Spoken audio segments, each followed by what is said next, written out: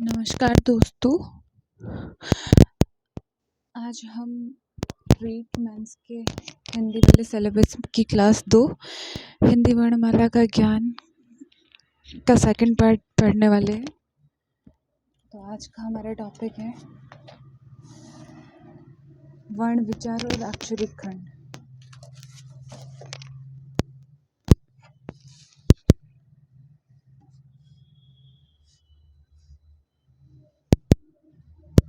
भाषा की वह छोटी से छोटी इकाई जिसके टुकड़े नहीं किए जा सकते हो वर्ण कहलाते हैं। जैसे एक शब्द है पीला। पीला शब्द के यदि टुकड़े किए जाए तो वो होंगे पी प्लस ला। अब यदि पी और ला के भी टुकड़े किए जाए तो होंगे आधा प प्लस ई तथा आधा ल प्लस आ। अब यदि प ई ल आ के भी हम टुकड़े करना चाहे तो ये संभव नहीं है, अतः ये ध्वनि अक्षर या वर्ण कहलाती है। ये ध्वनियाँ दो ही प्रकार की होती है, स्वर तथा व्यंजन। वर्णों के मेल से शब्द बनते हैं, शब्दों के मेल से वाक्य तथा वाक्यों के मेल से भाषा। अतः वर्ण ही भाषा का मूल आधार है। हिंदी के वर्णों की संख्या 44 है। मुंह से उच्चारित होने वाली ध्वनियों और लिखे जाने वाले इन लिपि चिन्ह वर्णों को दो भागों में बांटा जाता है। फर्स्ट है स्वर, सेकंड है व्यंजन। स्वर, जो वर्ण बिना किसी दूसरे वर्ण स्वर की सहायता के बोले जा सकते हैं स्वर कहलाते हैं। स्वर 11 होते हैं। अ आ इ ई उ ऊ री ए आई ओ औ। इसमें इनको बोलने के लिए किसी दूसरे वर्ण की आवश्यकता नहीं होती। ये सभी ध्वनियाँ ऐसी है जिनका उच्चारण बिना दूसरी ध्वनि के किया जाता है। अ ई उ तथा री मूल स्वर है। ये ह्रस्व स्वर है तथा इनको ह्रस्व स्वर भी कहते हैं। ह्रस्व स्वर क्यों? क्योंकि इनमें एक भी मात्रा नहीं है, इनको इजी गोइंग बोला जा सकता है इसीलिए। क्योंकि इनके उच्चारण में दीर्घ स्वरों से कम समय लगता है, इनमें री का उच्चारण में शुद्ध प्रयोग नहीं होने के कारण री र आधा र प्लस छोटी ई के उच्चारण के रूप में प्रयुक्त होने लगता है।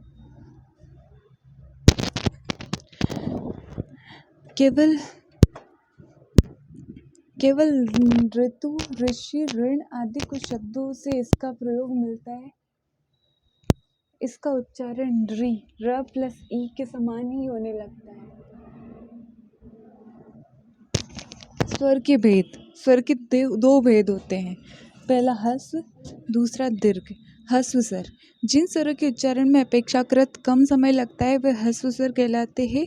ये 4 है, अ ई उ और री। दीर्घ स्वर, जिन स्वरों के उच्चारण में मूल स्वरों से दुगना समय लगता है वे दीर्घ स्वर कहलाते हैं। ये 7 है, आ ई उ ए आई ओ औ। अंग्रेजी के आ स्वर का प्रयोग भी हिंदी में होने लगा है, जैसे डॉक्टर, कॉलेज। व्यंजन, जो वर्ण अक्षर स्वरों की सहायता से बोले जाते हैं वे व्यंजन कहलाते हैं। मूल रूप से व्यंजन स्वर रहित होते हैं। मूल रूप से जो व्यंजन होते हैं वो स्वर रहित होते हैं। स्वर साथ में जोड़ने पर तो वो वर्ण बन जाते हैं।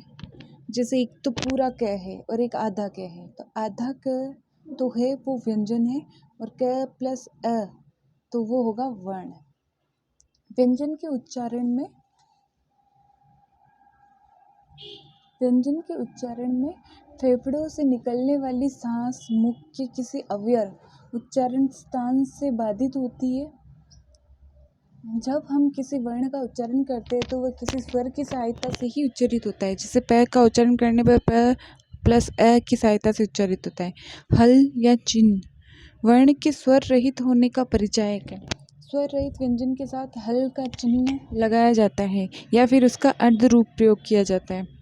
जैसे अपराहन या अपराहन, पाठ्य या पाठय, विश्व या विश्व, क्यारी या क्यारी आदि। हिंदी व्यंजन निम्नानुसार है। व्यंजन ये सब आधे हैं, इनके नीचे जो ये डंडा लग रहा है ये इनको आधा बना देता है।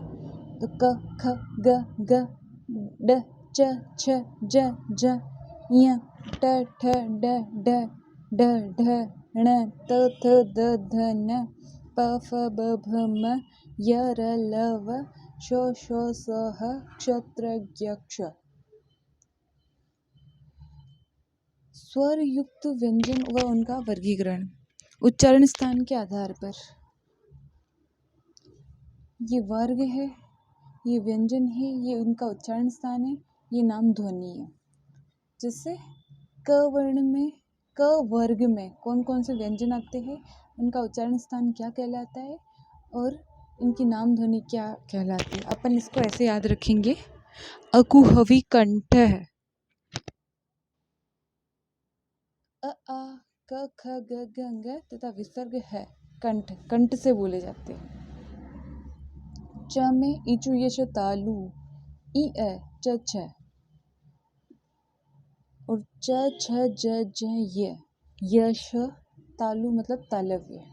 ट वर्ग, ट ठ ड ढ ण और री र श, ये मूर्धा, ऋतु र श मूर्धा, मूर्धन्य वर्ण। त वर्ग, त थ द ध न और लस है। तुलसा दंत है, ये मैं आपको अगले वाले वीडियो में लिख के अच्छे से एक्सप्लेन करूँगी। तुलसा दंत है, दंत्य वर्ण। प उपोष्टो, प फ ब भ म उ उ, ओष्टो, ओष्ठ्य वर्ण। ए कंठ तालु, कंठ और तालव्य वर्ण। व वकारस्य दंतोष्ठम, दांत तथा ओष्ठ दंतोष्ठ्य। ओ या औ कंठ और ओष्ठ कंठोष्ठम। नासिक्य व्यंजन। नासिक्य व्यंजन वो होते हैं जिनका प्रयोग करने से अपनी प्राणवायु नाक के माध्यम से बाहर निकलती है। जो भी ये पंचम वर्ण है ना, उनको नासिक्य वर्ण भी कहा जाता है। जैसे अंग, य, ण, न, म, इनका उच्चारण नासिका के साथ क्रमशः कंठ तालु मूर्धा, दांत और ओष्ठ के स्पर्श से होता है, अतः इन्हें नासिक्य व्यंजन कहते हैं। अंतस्थ व्यंजन, अंतस्थ, य र ल व, अंतस्थ जो अंदर बसे होते हैं, य र ल व, ठीक है। ये स्वर व व्यंजन के बीच की स्थिति में है, इसीलिए अंतस्थ व्यंजन कहलाते हैं। ऊष्म व्यंजन, जिनके उच्चारण से अपने को ऐसे उष्मा सी गर्म शब्द फील होते हैं, उनको ऊष्म व्यंजन कहते हैं। जैसे श, स, ह, इन वर्णों के उच्चारण स्थान के साथ प्राणवायु छोड़ने वाली सांस के घर्षण से होता है। प्राणवायु किसे कहते हैं? प्रश्वास वायु, छोड़ने वाली सांस। हमारी जीभ श का उच्चारण करते समय तालु से, श का उच्चारण करते समय मूर्धा से और स का उच्चारण करते समय दांतों से स्पर्श करती है। इसीलिए ये तालव्य श है, ये मूर्धन्य श है और ये दंत्य श है। संयुक्त व्यंजन, क्ष, त्र, ज्ञ और क्ष, ये जो क्लिष्ट व्यंजन है, ये ही संयुक्त व्यंजन कहलाते हैं। इनका विस्तार अथवा अक्षरित खंड निम्न प्रकार से है। इनको तोड़ने पे, जैसे क्ष को तोड़ने पे क्या निकलेगा? आधा क, आधा श और लास्ट में पूरा है, तो ये मिलेगा क्ष। त्र से आधा त, आधा र और पूरा है, त्र। ज्ञ से आधा ज, आधा य और पूरा है, ज्ञ। क्ष से आधा श, आधा र और पूरा है, क्ष। हिंदी में ज्ञ का उच्चारण ज्ञ होता है, इसीलिए इसका विस्तार ग, आधा ग प्लस आधा य प्लस अ, ज्ञ की तरह भी अब होने लगा है।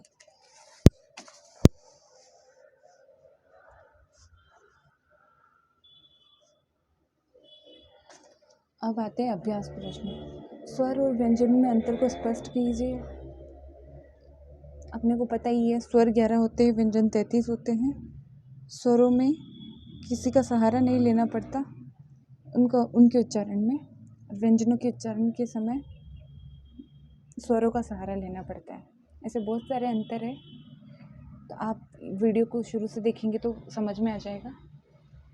हिंदी में संयुक्त व्यंजन कौन कौन से? संयुक्त व्यंजन वो है जो क्लिष्ट व्यंजन है, ये ही अभी मैंने बताया था। संयुक्त व्यंजन कहाँ गए? च, त्र, ज्ञ, क्ष। श्रेष्ठ व्यंजन ही संयुक्त व्यंजन। च छ ज ज य, च छ ज ज यश, इचु यश तालु।